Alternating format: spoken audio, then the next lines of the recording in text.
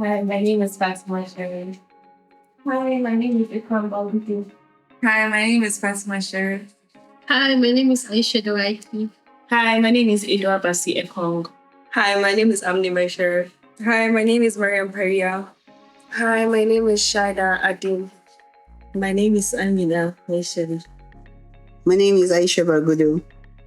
Another Aisha Bahamud. What's your name? My name is Mark Evans Hemofe. Okay. We're here to discuss about, we're here with these young ladies to discuss about life in university, after university. We just want a pre-discussion. We just want an idea, just free discussion. You can discuss about anything you love. We can talk about bullying. We can talk about rape. We can talk about abuse. We can talk about friendship. We can talk about, did I say sexual abuse? Yeah. You can talk about your boyfriends if you want to. And I can raise my eyebrow. Marriage. We can talk about marriage. We can talk about life after university. Or what do you want? Things like that. It's an open topic. So whichever one you're comfortable with, forget that the mamas here exist. You can face Mike Ever. He's young like you people, and he would understand better than us. So you can speak either in English or in Hausa, whichever you're comfortable with, or even in Fulfulde if you're comfortable. Do things to us and we're responsible to why or how they treat us.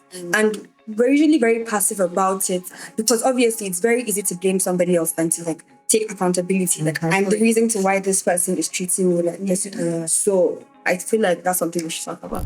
Parents don't talk about bullying. What do you mean by we parents, we don't talk about bullying? Make us understand what you mean by that. Maybe we are doing something wrong that we need to adjust. In the sense that our parents fail to more or less educate us on our own self-values as individuals, and knowing that, okay, when you go to school, you're going to meet people that are going to treat you like this and like this and like this.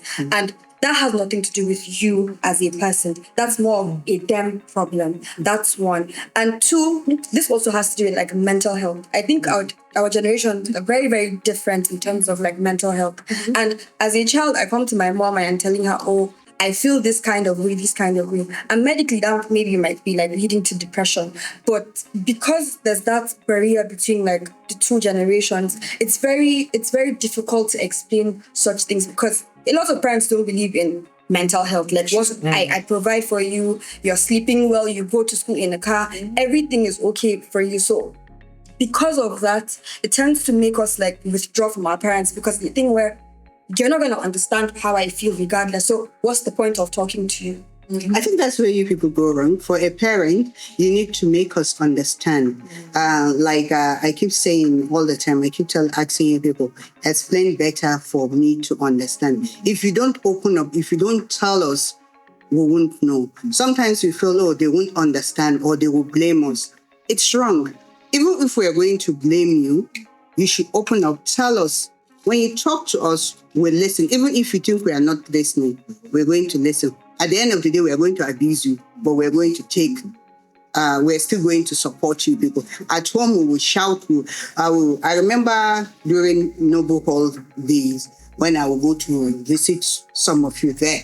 And some of you will complain. I will shout at you people. I will go and face your teachers, or I will go and face the parents and talk to them. So if you people don't express what you're feeling, or if you don't call us or you don't explain better, how do you expect us to defend you or to support you? Yeah, I think that comes from a position of the kind of relationship we have. She's comfortable enough to know that if I come to my mom and I say this to her, she's going to listen to me, regardless of the fact that there are other things aside. I think you're an understanding mom and you're very open-minded. Not a lot of parents are open-minded. A lot of them, in fact, are not open-minded. That's one. Two, sometimes a lot of parents look at their kids in a certain way. So sometimes when you go to complain to them about certain things, okay, mommy, I was molested in school. What did you do? And I think that's the first reaction. I understand that can be the first question we ask. But asking me, what did I do, already makes me feel like you think it's my fault. It's not opening a space of what happened. Explain to me How did it get there? Okay. Asking me what did you do? Of course I'm going to withdraw. Because already you've told me I'm going to receive that message as you've already made it my fault. So regardless of however I'm going to explain to you, I'm going to feel like you're not going to understand. And the typical African parents, if you go home now, maybe from school, and you say, oh, so person hits me in school, your parents will not say, oh, what happened, blah, blah, blah. Same thing she's saying. They will not ask you what happened. First question, a typical African. Especially if you're a troublemaker child. They will ask, why didn't you hit them back? Yes, now. Of course. Yes, now. Like, it's not supposed to be 50-50. No. Let me tell you something. For a typical African child, when you come back and you're crying, you're telling us that this person did. Why didn't you hit him back then? Let them do the case. That's a typical African parent's reaction.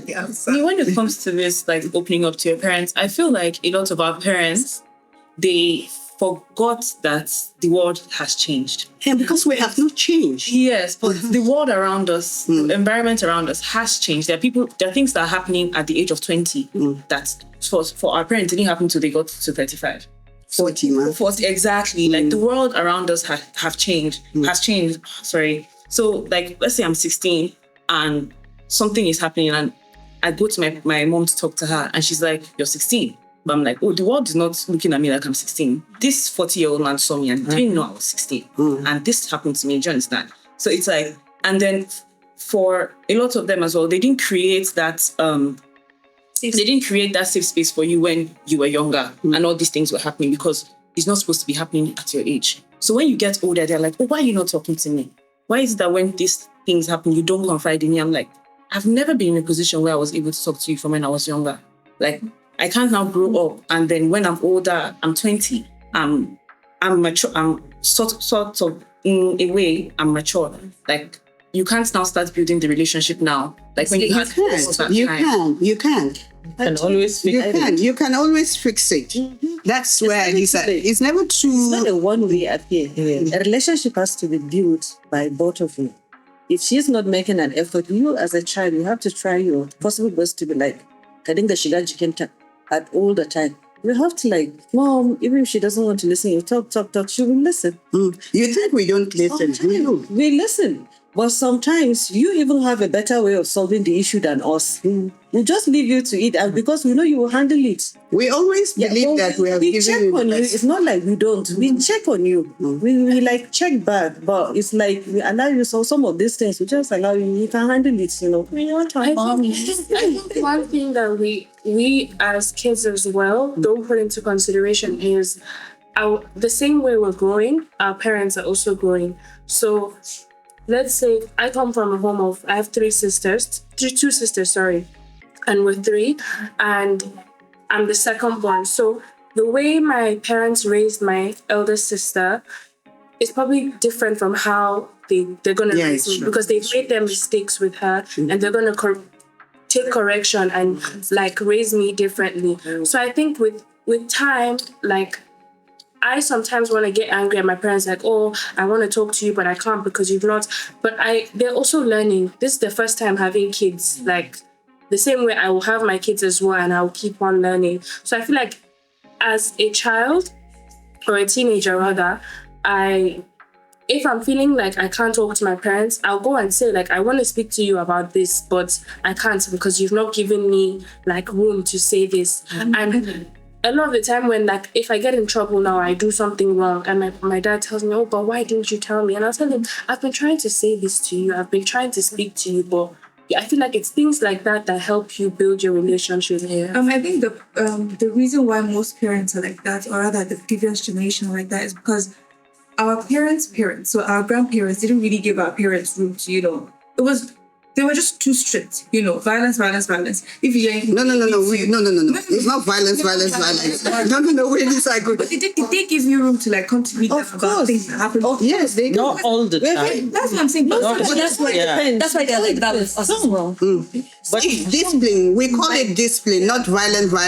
That's why I say we disagree with that violence. We call it discipline, right? The way you talk to your parents is different from the way you talk to your auntie. And like in Hausa, Fulani, or any other tribe, There's a way you talk to your elders. There's a way you're supposed to approach them. There's a way sometimes you are more comfortable talking to your mother's friend or your father's sister or your mother's sister than your own mother. And then they will go and tell your parents, see. And then they will tell them, okay, do this. Because they feel, we're brought up in a way like your aunties, your uncles are more of your parents than the real parents. You parents the other child more than it's now that if you're getting married before, it's your aunties and uncles. It's now that you have to be involved in your child's wedding pattern. I think I'm right. Yeah. Mostly it's your aunties from your father's side and your mother's side that comes around and do everything together. Like I was saying, whatever you guys say will actually go back to the people, that's the boys out there. Something happened a few days back in Rice University. A girl resumed school at the Rice University and got shot, killed by a jealous boyfriend. Now, as young girls in school, how do you handle young boys with no boundaries? No boundaries. I feel like when it comes to handling boys, right, the family is very important. Like as a woman, your own family is very important. Someone like me now, I'm very loved at home. I can see that. You can see that on there. For a lot of girls, when it comes to choosing boyfriends or everything, a lot of them look at what they would have had as a father in that boy. They're looking for what their dads didn't give them. That's what I mean by it's very important. That's why you now start seeing, that's why you now start seeing boys that have no boundaries, because they are looking at you like, anything that happens, this girl is going to stay. Exactly. Looking at you like, daddy issues. Your daddy cannot give you. So, that's what they literally. And then they now start to step out of line a lot. And the thing about being loved at home is when someone is stepping out of line with you, because you know who you are, because from home they've told you you're beautiful, you're perfect, you're intelligent, because you know who you are, there's certain level of things. You won't take anything from it. Exactly.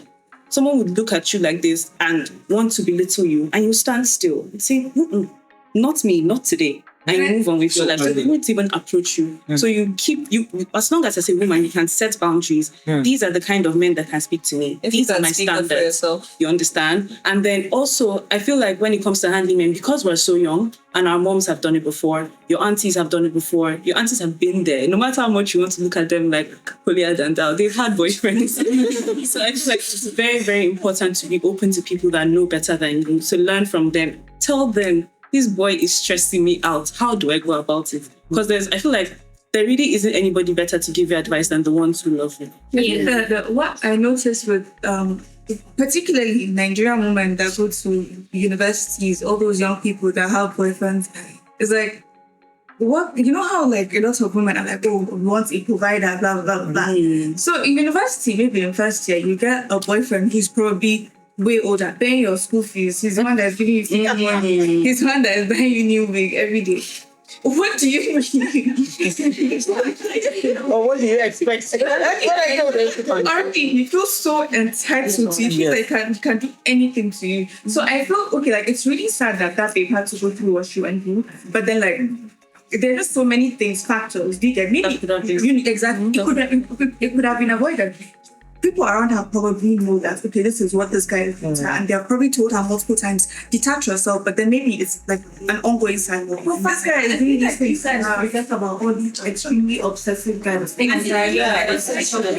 No, one at a time. There's more than one situation that I'm sure we've all heard of about all these extremely obsessive. And I won't call him, but I'm sure we all know someone in this Abuja that stalks multiple people. And it's not like you've given this person space to see you. No. It's just like an obsessive trait that they have. So you have to think about people like that as well. It's not answering. I think that's where the God factor comes in, actually, because you never know someone. You cannot fully know someone's heart. And that's where religion, God is so, so, so important. God will not pitch and give you a situation that you cannot handle. So when you meet somebody, talk to God, ask him, what am I doing? He created you. Like, there's nobody else that's, even your parents can't help you the way God will. So talk to God. Am I doing this thing right? Show me a sign. Tell me what to do. Guide me. That's what He's your Father. Do you understand? He wouldn't leave you astray. So the God factor is very, very, very important. And I think sometimes, like, these, not all the time, but a lot of times, the kind of men that follow us are usually like what we ask for. So, like, we kind of manifest these men that follow us sometimes. I'm not saying all the time. You're giving me side. I'm not saying all the time, but I think a lot of times, men that follow us, we manifest them. One, How? two. How can you explain? Just like, okay, I want just basic things like saying, I want a man that's going to do this for me and do this for me and do this for me. At the end of the day, you know that me now, alhamdulillah, I come from the kind of home I come from, right? There's certain things that I'm going to get at home. I can't be looking for a man that's going to be providing what my dad has provided for me. Of course, if I'm going to get that, then he's probably going to be a sugar daddy, right? So that's what I mean by we manifest the kind of men that follow us. If you are looking for someone that's going to buy you a G-Wagon, you know that is your father's needs. You guys know what I mean? Yes. So it's like sometimes we put ourselves... There are some young guys Yes, but that have... how many of them? How many of them are actually going to give you that? If a young person gives me job right now, I need to question His where means you're of coming income. from. Yeah. I throw out that question because I want to know how far they can go. I think sometimes, I'm not saying all the time, but sometimes the kind of men that follow us were the problem, really. And that's why I keep talking about accountability. Also, the things with basic things like how we look. When you look a certain way, you're going to attract a certain... So you're talking about the way you dress. Yeah. I'm not saying all the time, right? Because I know this is a very touchy topic. I'm not saying all the time because there's some men that even when you wear hijab from head to toe, they will still chase you because that's just who they are. But a lot of times, the way we look, the way we carry ourselves, that's the kind of man that would actually approach you. So I'm also going to always keep talking about accountability. Like, you need to hold yourself accountable for certain things that happen to you. You know, I think honestly, sometimes you dress because you want to dress, but then the men will see the other way around. You get like other men will approach you with another meaning, which is very wrong. I saw of a woman, she has a boyfriend and he has been paying for her school fees, everything, and then he wanted to relocate her to UK, I think. And then immediately she got there, she met someone and she left the man. And then the man is now seeking for advice. He's saying he wants to kill himself because he doesn't know what's happening. How can this person? It's actually crazy because go after another person. maybe that's not what she wants in him. She's just doing it because that would happen. After making him to relocate her. But no, it's not going to be actually mean what you said, because why would you? Exactly. Why would you do that? Why would you just allow him spend his money on you and just go and follow another man? That's wrong. Why is it that this so-called depression is so common among you guys now? In this generation? You know, I feel like it's not common now. I feel like we're just more exposed in the sense that we just know it's happening. I feel like a lot of our parents and everything, they were depressed. My mom told me about this woman that had postpartum depression and nobody understood what she was going through. This was ages ago. Nobody knew about postpartum depression and it became schizophrenia and she died.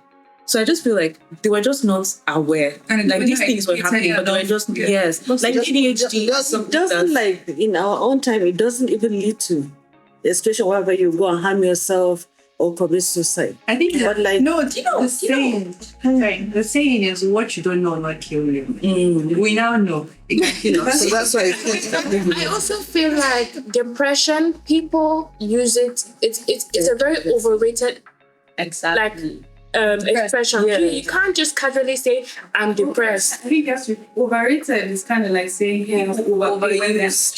No, I understand. Like they misuse I really understand. They abuse it. Sorry. No, I'm talking about the actual depression that is happening, not like commonly people will say I'm depressed. No, because I've seen the cases, I've read, I heard from my children, and I've witnessed some cases whereby a small issue like that will lead to a big chaos, like even to suicide or the person harming.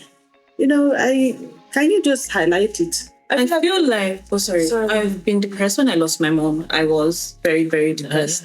That's a good reason for you to be depressed.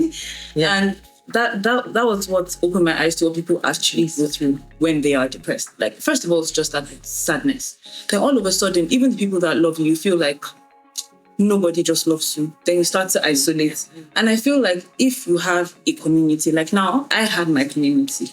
I couldn't go one day and Amma is not calling my phone. And I don't know what would have happened if Amma wasn't calling my phone. I would have kept on feeling alone, feeling like no one loves me. And they always say an idle mind is the devil's workshop. That's when thoughts start creeping into your head. Like, oh, maybe if I do this, nobody will care. The world will not change. Or this, that. But people care about you. And I feel like when they're not aware of the people around them that love them, I feel like that's what can now lead to, is it like getting into that. When you find yourself in a situation whereby you don't feel love or you feel insecure, that's one of the reasons that you easily fall into depression? I think it's very important to highlight what depression actually is. When you're insecure or unsafe, it's not depression. Clinically, you need to go for a diagnosis. So people do misuse the term. Call it, every other person has depression, ADHD now from TikTok, social media has brought these things now to people's mind. Everyone is diagnosing themselves with all these conditions. But you do need to go and catch up all these things before you're clinically diagnosed. And these things are real because every guideline that is set up for depression, that's when you are now told scientifically, they are saying women, you fall into depression in every other second. So I think, like this, my daughter, the way she's saying it, people are overrating it. It's not really, really the depression kind of thing that is happening, but you put it at your mind that you are already depressed. But the depression thing, actually, there are a lot of people who do not have access to financial freedom. And financial depression, emotional depression, environmental depression, it depends on where. But the solution I want for people who are listening as well is, it helps me. Also, it guided me as a very young person because we were opportune to attend seminars at a very young age. What a lot of young people should know is learning to write down your values, writing down your vision and addressing your vision every 6 months. Or even if it's on a daily basis, the mission of your life is very important. You might think, why should I write it down? The truth is, you might forget. But if you write it down, you revisit, it's going to shape your life towards where you want to be in the next 1 year, in the next 2 years. If you say, okay, I want to be a farmer, how to become a farmer?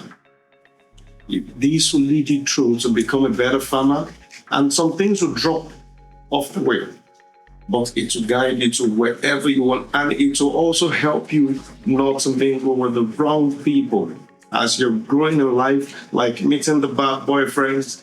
When you meet the bad boyfriends, your instinct will tell you, but there is something that happens when you don't have all this written down and always go to address them.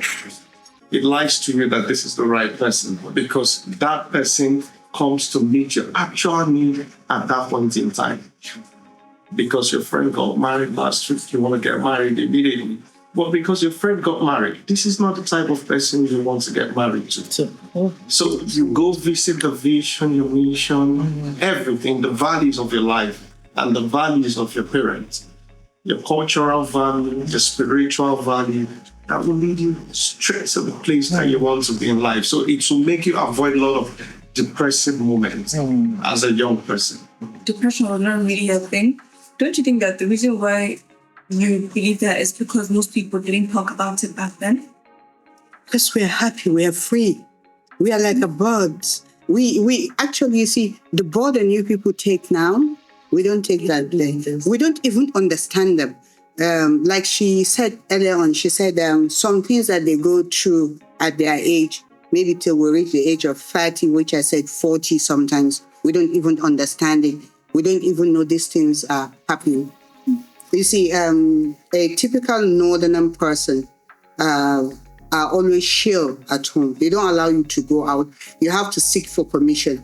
And if you ask your mother permission, she will tell you, be back by so time before your father is back, and you know not to break that through. And then your friends are being monitored.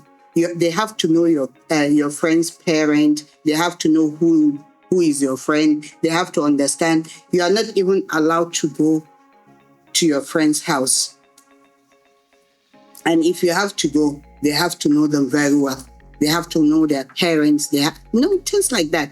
So if you are in school, you mingle with your friends at schools and stuff like that, it ends there. And even the boyfriend that you're talking about, during our time, we do have boyfriends, like lots of them. We have this or we have that. But they do come to the house. We don't see them outside. Yes. We meet at home.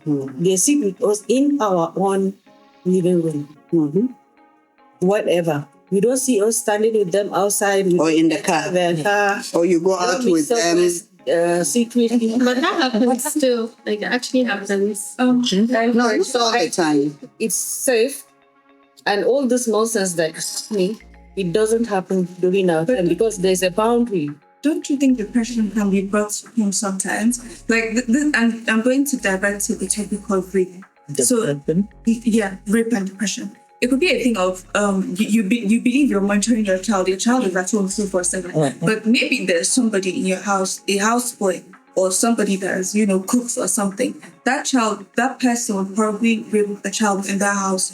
That child will end up being depressed and it'll be a shock to you. It'll be a shock to you because your child will be depressed and you'll be wondering, why is my child depressed? Because my child doesn't go out. My child comes home immediately after school. Stuff like that. Yeah, but it's from within. And I think that's sometimes why it's even the drivers. Yeah, exactly. That's why it leads to suicide.